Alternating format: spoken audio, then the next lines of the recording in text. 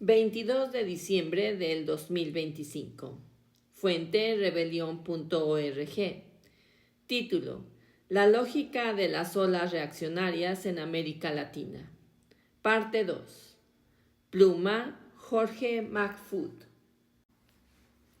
Luego del suicidio de la Unión Soviética, los lobbies de Washington comenzaron a buscar un nuevo enemigo de forma desesperada. Lo encontraron en Medio Oriente, por lo que, sobre todo a partir de 2001, descuidaron a América Latina una vez más. Ese año también coincide con la catástrofe neoliberal impuesta por el Consenso de Washington, la que dejó a casi todos los países quebrados, endeudados y con niños en las calles hurgando basura. Como en los 40, los latinoamericanos estaban arrodillados, pero ahora tenían las manos libres una vez más. Comenzaron a ocuparse de sus problemas reales sin la masiva propaganda de la CIA y sin el acoso militar de Washington. Una ola de gobiernos de izquierda, más o menos independentistas, subió al poder político.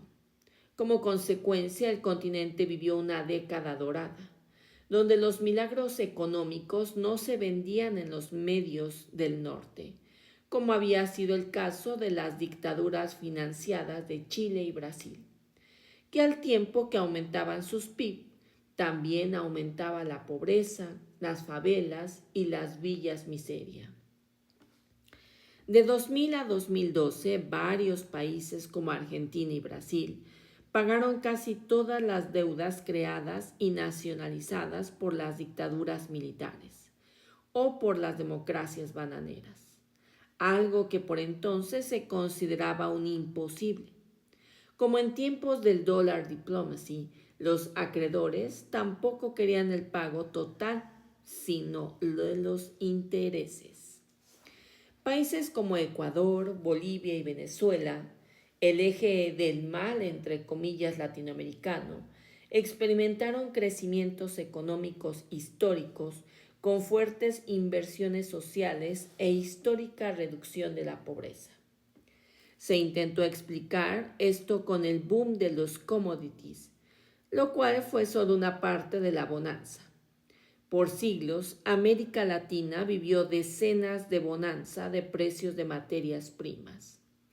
Una de las más conocidas fue la bonanza de Venezuela en los 70, debido a la crisis del petróleo, la que terminó con el aliado de Ronald Reagan, el socialdemócrata Jaime Lucinchi, el giro neoliberal del segundo Andrés Pérez, la sangrienta crisis social del Caracazo en 1989, el salvataje de George Bush, el endeudamiento, el crecimiento acelerado de la pobreza y el inicio de la emigración en los 90.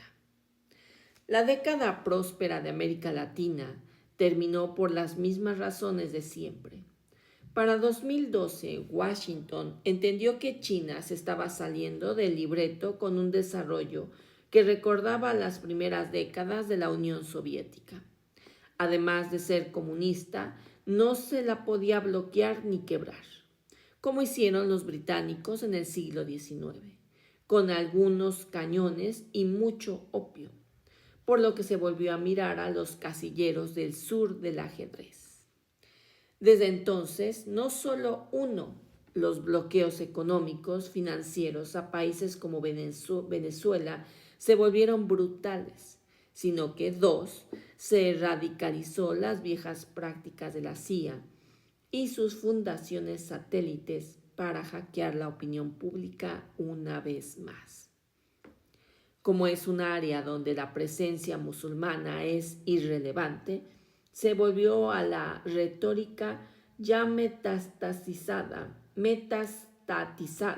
del peligro del comunismo, entre comillas.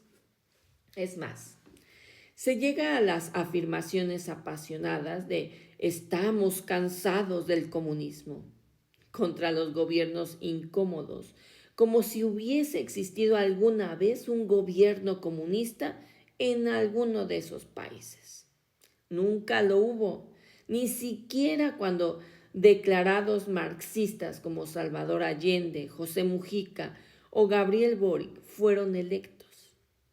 Actualmente los recursos económicos de la CIA para su principal trabajo son varias veces superiores que durante la Guerra Fría. De hecho, son ilimitados.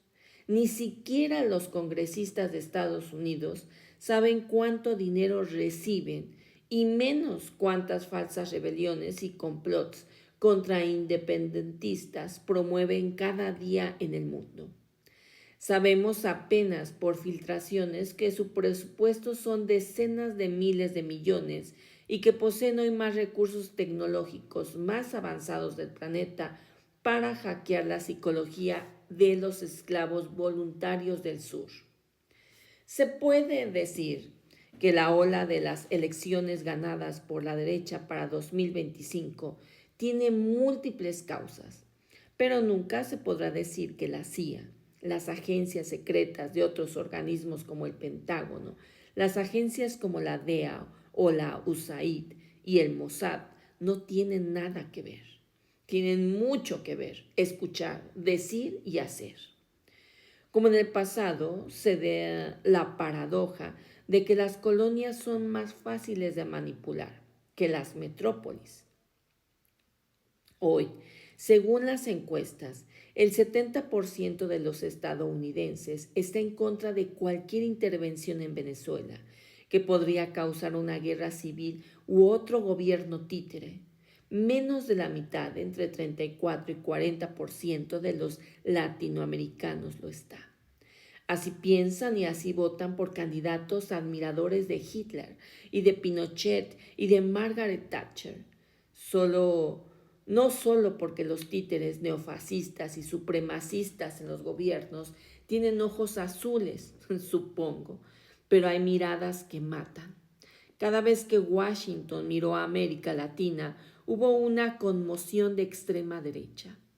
De hecho, en este momento te están mirando y escuchando, pero no te preocupes, no es nada personal y no te van a extorsionar con algún escándalo sexual, porque eso lo reservan a sus servidores más importantes y tú no eres importante para ellos. La información recabada sirve para la ingeniería global, para el aparato más perfecto de propaganda y manipulación mental que haya conocido la humanidad. Eric Prince, fundador de Blackwater, lo dijo en Off Leash, sin capucha.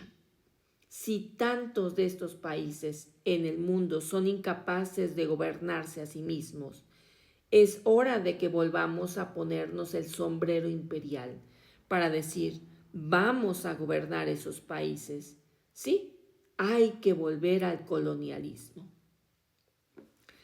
¿Alguien piensa que el grupo mercenario Blackwater, uno de los socio del verdadero poder político financiero, invierte solo en la bolsa de valores?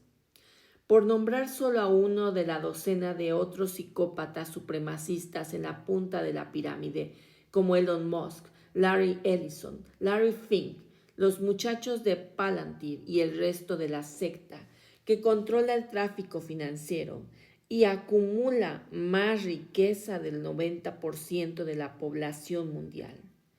La estrategia es el acostumbramiento a la violencia, a la barbarie, al despojo, es decir, a la palestinización del mundo. Y entonces, bueno, al resto de la humanidad no nos quedan muchos recursos, pero lo que queda es claro: conciencia, unión y rebelión. Solo queda resistir como palestino. Fin de la nota.